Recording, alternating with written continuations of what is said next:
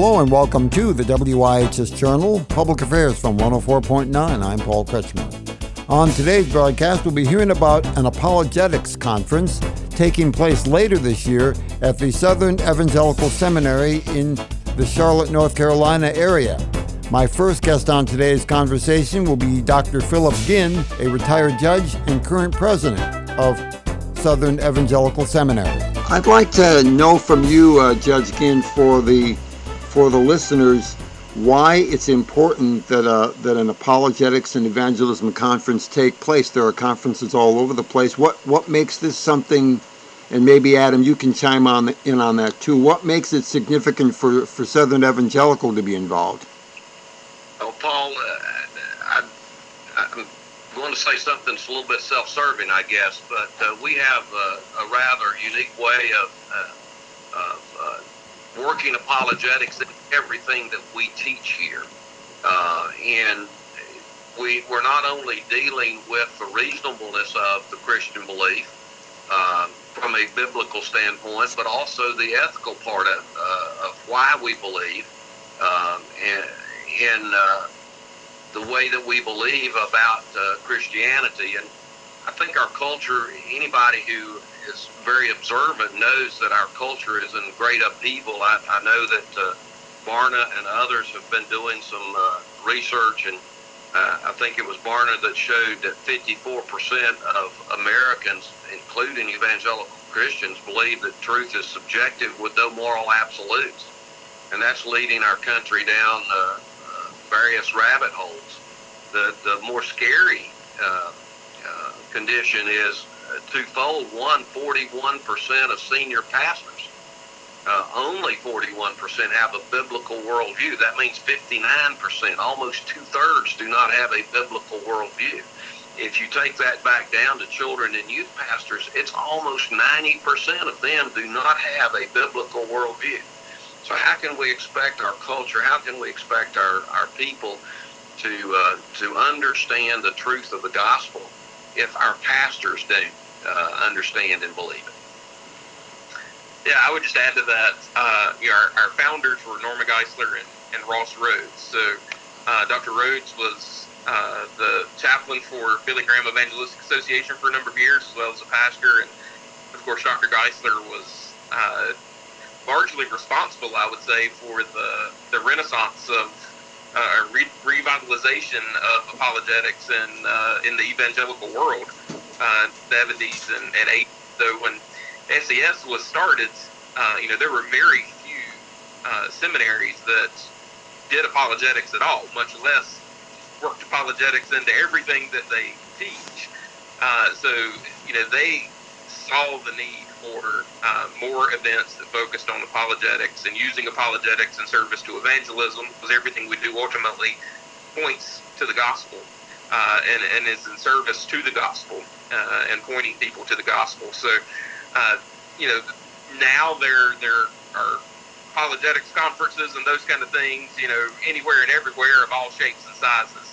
But I think what's unique about ours is just the sheer number of speakers that we have, and breakout sessions that we offer, able to bring in a lot of the top thinkers, in addition to showcasing our own professors and students and alumni who do a lot of our breakout sessions, who, of course, we consider some of the top Christian thinkers in the country as well. So it's been a benefit to the school, but hopefully it's been a bigger benefit to the church at large.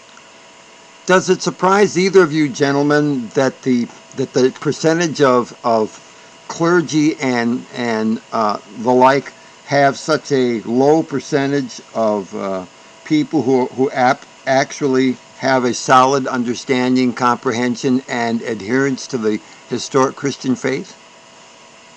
Paul, it doesn't surprise me, but it certainly saddens me.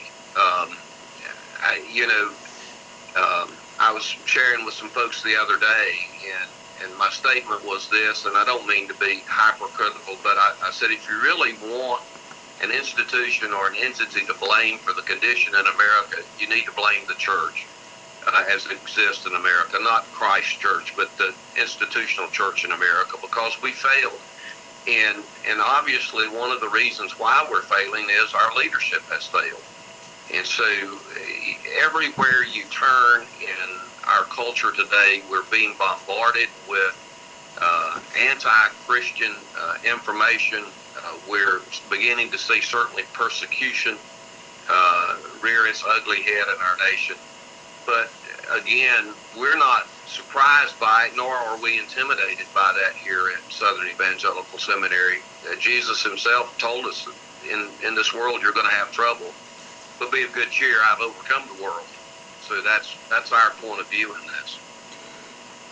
Was the transition from working on the conference from a number of years to directing it much of a surprise or much of a culture shock for you, Adam? Well, I remember it was 2007, 2008 when I was first a student at SES and attended my first national conference. And of course, I thought I was a kid in a candy store. I thought it was the greatest thing ever. And I've been attending ever since. I certainly didn't think at that time that I would ever have the privilege and honor of being in charge of it to a large extent.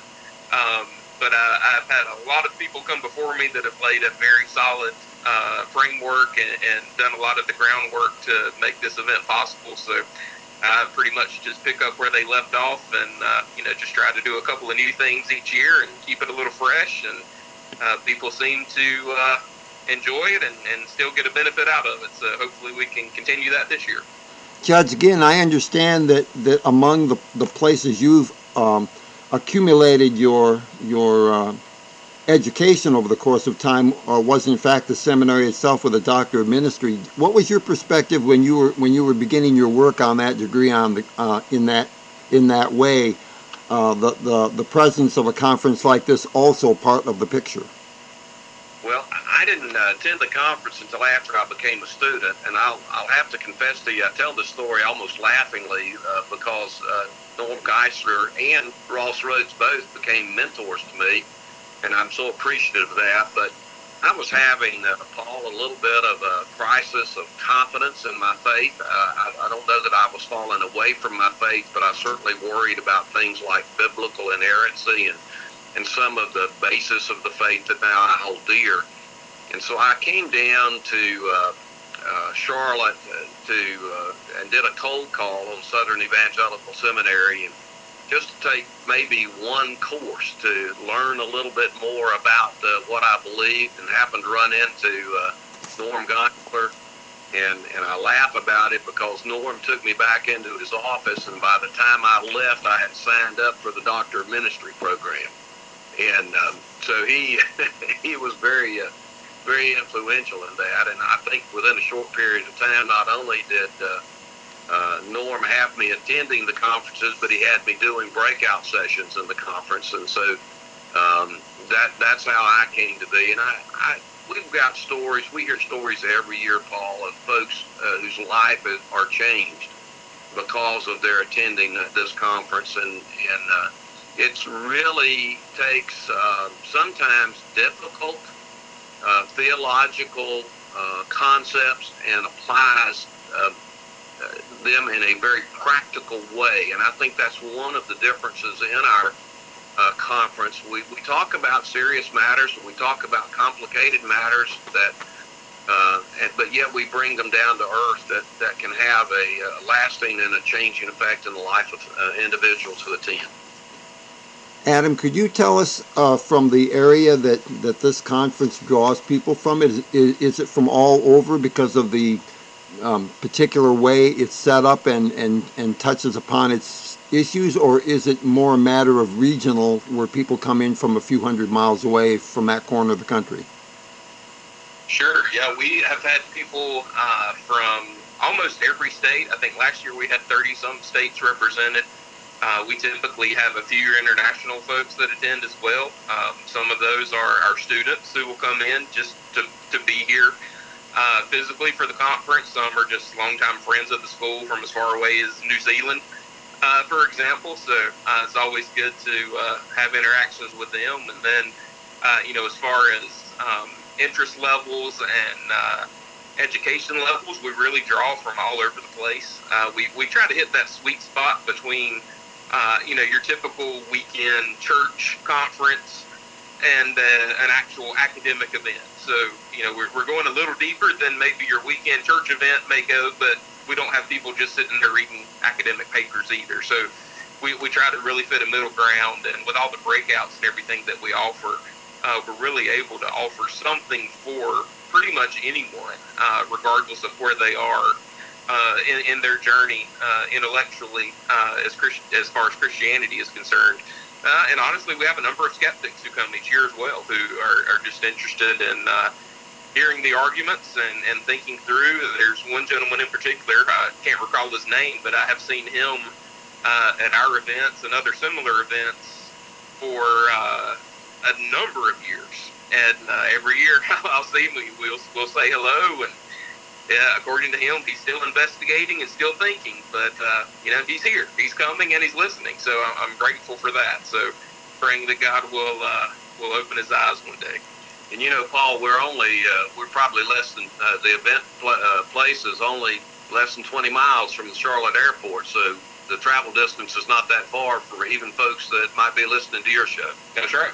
When it comes to drawing guest speakers in, is one of the criteria that they share the seminary's statement of faith or doctrinal position on just about everything within the Christian faith? Yes. That's the short answer. I would hasten to say, Paul, that we rarely have any issues in getting speakers. We have folks who want to come, mainly because of what you just said. They have a love for what we're doing and for what they're doing. They have a love for the gospel.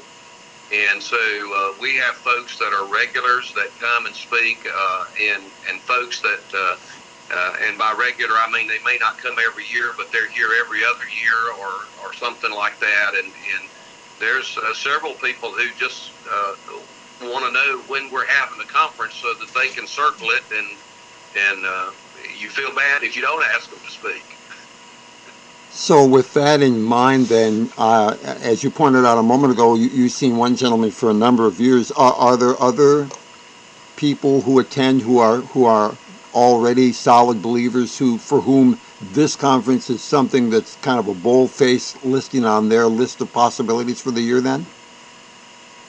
Oh, I think for sure.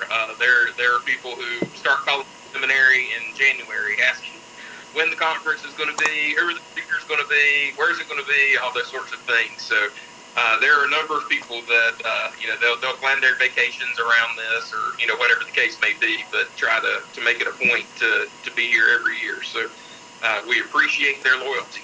From your perspective as president, Dr. Ginn, does it give you a good deal of satisfaction knowing that you are heading up and responsible for an educational place like Southern that has this kind of thing that it can offer the faith community and for seekers then? Well, it gives me a lot of good feelings that Adam's in charge of it and I don't have to do it. In reality, I'm just going to tell you what I've told people around here. I have two burdens, Paul, two great burdens in my life. One is the condition of my country that I love, the culture that exists now, and the lostness that is here in America. And the other burden that I have is knowing what we have here at Southern Evangelical Seminary, and not only what we teach, but how we teach it. My thanks once again today to Dr. Phil Ginn, retired judge who is currently the president of Southern Evangelical Seminary near Charlotte, North Carolina, and his colleague Adam Tucker, who is organizing the conference for the school. For further information, call us at 860-346-1049, 860-346-1049, or email to office@wihsradio.org, office@wihsradio.org. Opinions expressed are those of the participants, not necessarily those of the staff or management of the station. I'm Paul Kretschmer on the WIHS Journal, Public Affairs from 104.9 WIHS.